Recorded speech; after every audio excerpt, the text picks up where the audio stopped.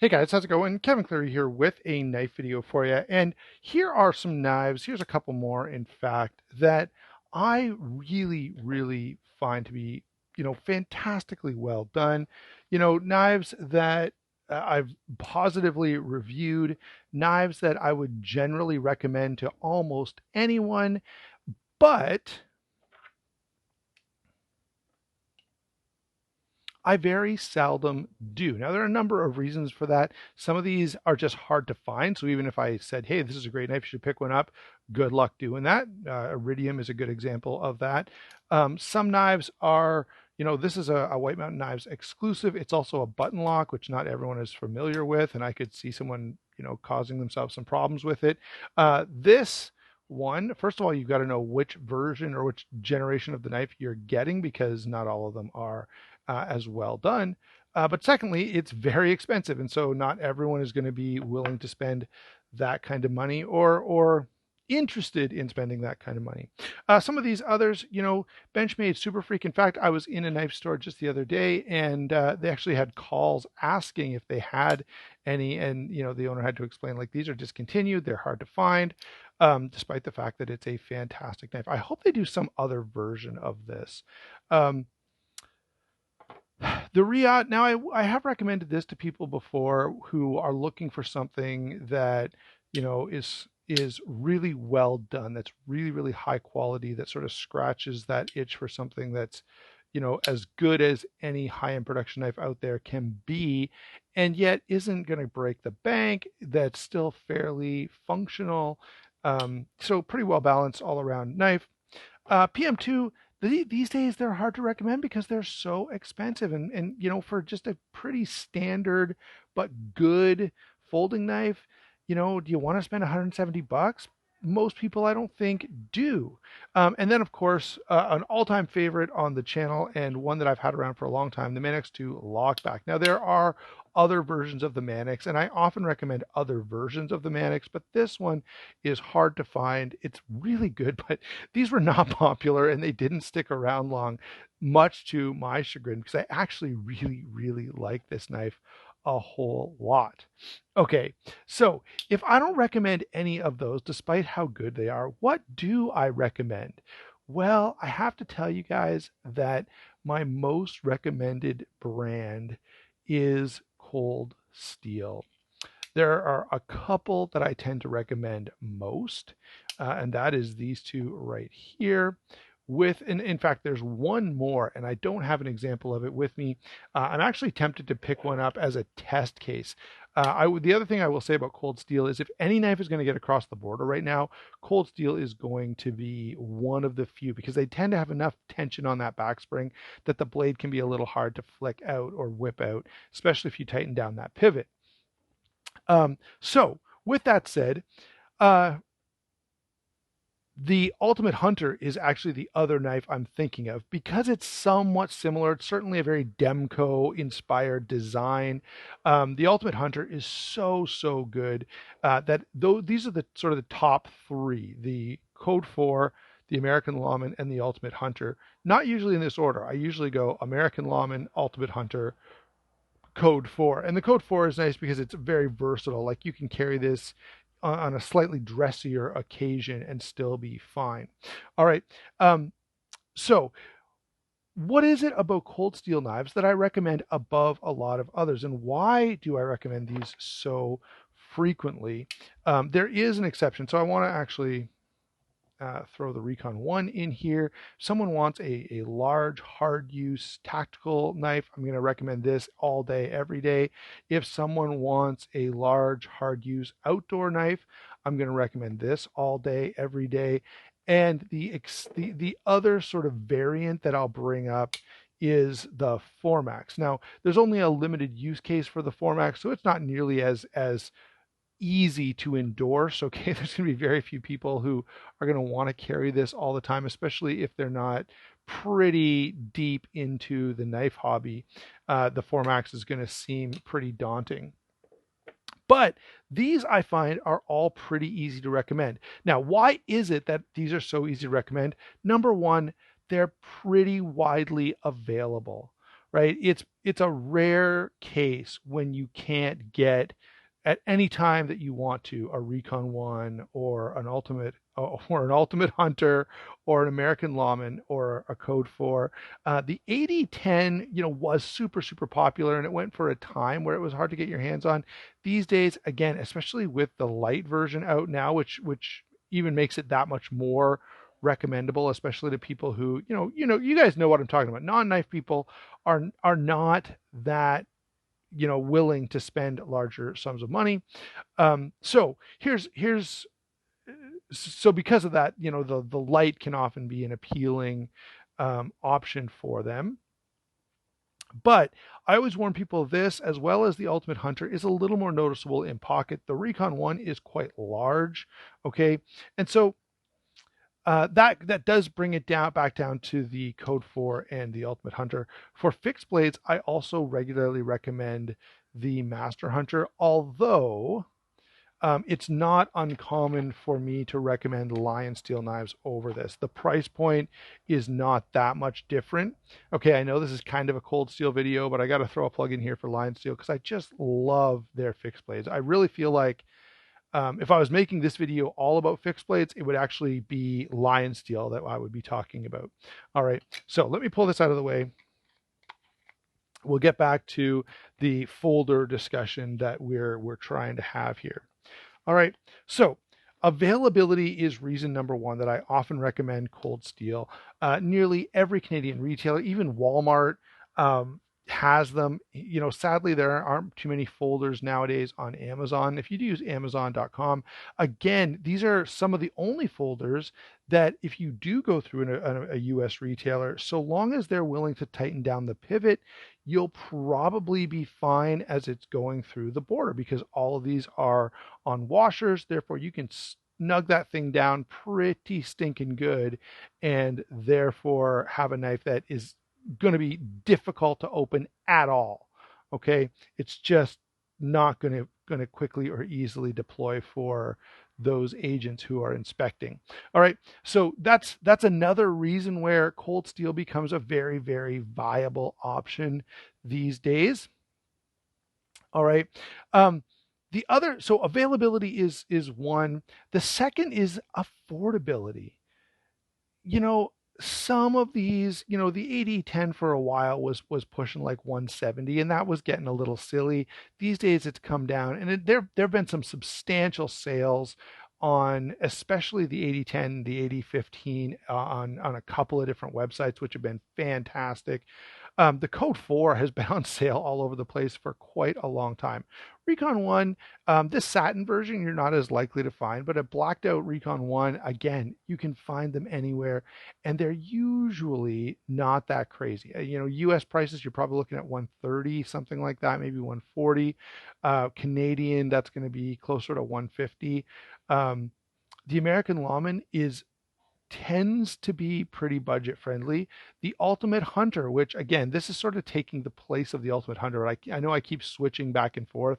I should be disciplined to be a little more specific on that. But the Ultimate Hunter, again, it tends to be really cheap, like sometimes $110, $115, and then you'll see them on sale, especially on Amazon.ca, or I mean .com.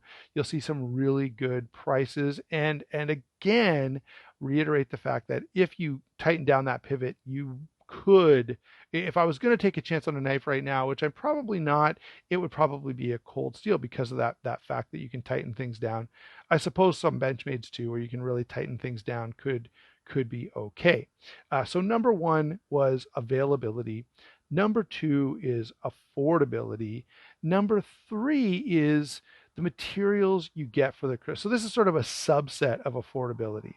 All right, you're getting a really good knife for under $150, generally speaking, right? The American Lawman represents a great option for, I think a lot of people who are maybe new, because it's really slim. right? You don't even notice you're carrying this in pocket, but you have a very substantial tool. You can get a lot done with this. And this is one of those great knives where even though it's a little on the small side for my preferences, carrying this, using this, I never feel like I'm sort of under knifed, okay? And I've had that conversation before with you guys, so I'm not going to get into it a whole lot. The same goes for the Code 4. It's so slim, it's so smooth, it feels fantastic in hand. I absolutely love this knife. Both of these knives being as slim as they are, okay, they're not going to feel as good as um, a Recon One. They're not going to feel as good as an Ultimate Hunter. And this is exactly word for word what I say to people. And I've said this about 5 times that I can think of in the last few months. All right, I always go take a look at the Ultimate Hunter, the American Lawman, and the Code 4. Okay. And then I say, if you want something that carries really discreetly, that's very unnoticeable in pocket, the American Lawman or the Code 4 are really good options. And the Code 4 gives you that flexibility to be a little dressier. But if you are someone who's going to, if you're planning to do a ton of work with this knife, the Ultimate Hunter is probably your best bet because it's so comfortable in hand that despite the fact you're going to notice a little more in pocket, the trade-off is, man, you can get a ton of really hard work done and not get a lot of fatigue. Now that's even more true of the 8010, okay, but it costs more and it's even bigger, right? It's true of the Recon One.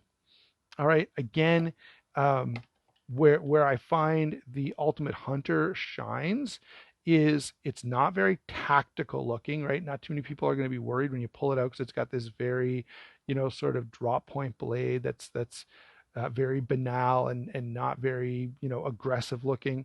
In fact, that's the knife that I was carrying the time that I got stopped going into the CN Tower. And then he noticed my coat and said, "Hey, are you a firefighter?"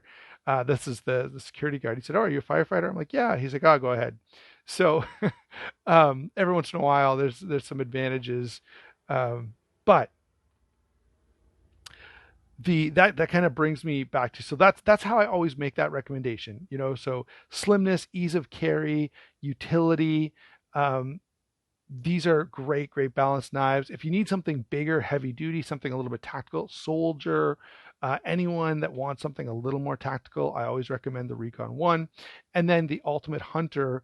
Now, I admittedly, you know, like the design of the 8010. I find it a handsomer knife than the Ultimate Hunter, but the Ultimate Hunter is just so comfortable in hand and so affordable most of the time that it really stands out above the other.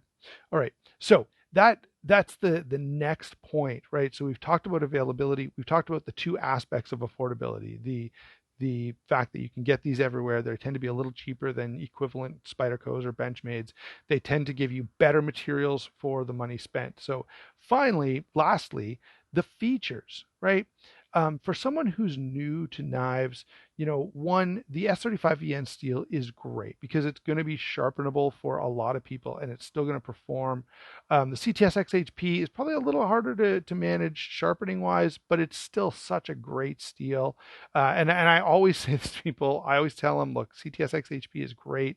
If you can get it, it holds an edge like crazy. It's really fantastic. But I don't insist on that. All right. Um, but the big thing about the cold steels is the triad lock, right? If I'm recommending someone a knife that I don't know their ability, maybe this person is kind of newish to knives. Maybe I just don't want to ever hear someone say, Kevin, you recommended this knife and the lock failed and cut my finger, or did something happen that was bad because of the lock. Well, the cold steel, one, if you're going to unlock this knife, you know about it, right? You've really got to apply some serious pressure. When it locks into place, you've got a really good, really positive snap there. I mean, right? You're not messing this up. Deploying it, you're probably not getting too fancy, right? You pretty much are going to be putting pressure, especially again, someone who's new, they're going to be putting pressure on that thumb stud the whole way out through deployment. Whoops. And I drop the knife, of course. The same is true of all of these. They, again, I have had complaints. I've had a couple people go like, man, that lock is stiff. And I always say to them, look, I know the lock is stiff, but as someone who's kind of new, a stiff lock is probably better because if you're unlocking that, it's going to take a lot of intentionality. All right. Uh, so that's the other point. Again, I may hand this to a kid, and my kids, Joel's 12, he can probably do it. But my younger one, Asher, is only 8. I can hand him, one of these knives. This one is a little easier, but probably even I could still get away with it. And he is going to be physically unable to unlock the knife. So I just know there's no possibility of him closing it on his fingers, right? Now, I always instruct my kids before I instruct really anyone, even an adult, before handing them a knife. But that extra confidence that I have in the lock, again, makes me a little more comfortable recommending this to newer people. All right. And so for those reasons, now, look, I love knives. I have so many knives. I've had so many knives. I've reviewed so many knives, and still I can tell you that I've got 4 Cold Steels here. I've got the 4 Max out of shot. I've got the, Master Hunter out of frame, and I have every intention of adding an Ultimate Hunter to the collection as well. I don't have 5 or 7 Spydercos. I don't have 5 or 7 Benchmates. I don't have 5 or 7 ZTs. I don't have the same number of other brands as I do of Cold Steel. And the reason I tell you all that is, even as a very familiar, very advanced knife enthusiast who's been doing this for years and tried everything out there, the Cold Steels still connect with me. I still love them. And so that's the other big thing. I still get a lot of satisfaction out of Cold Steel knives, even though I've been doing this for a long, long time. And, that's what I anticipate, my friends who ask, maybe someday they'll have 100 knives in their collection. And I know that those Cold Steels will sort of grow along with them.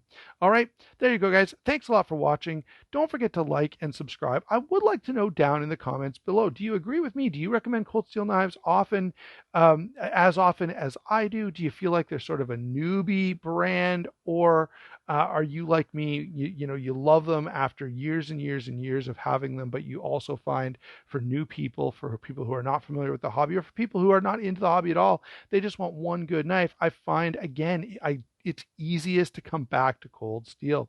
All right, thanks a lot for watching. Here are some of my favorite Cold Steel models, and I know I've talked a lot about the Ultimate Hunter, which is missing. I'm apologizing for that now. I may have to get one and remake this whole video. Okay, but thanks a lot for watching. Don't forget to like and subscribe. Don't forget to check those channel sponsors. We will talk to you soon.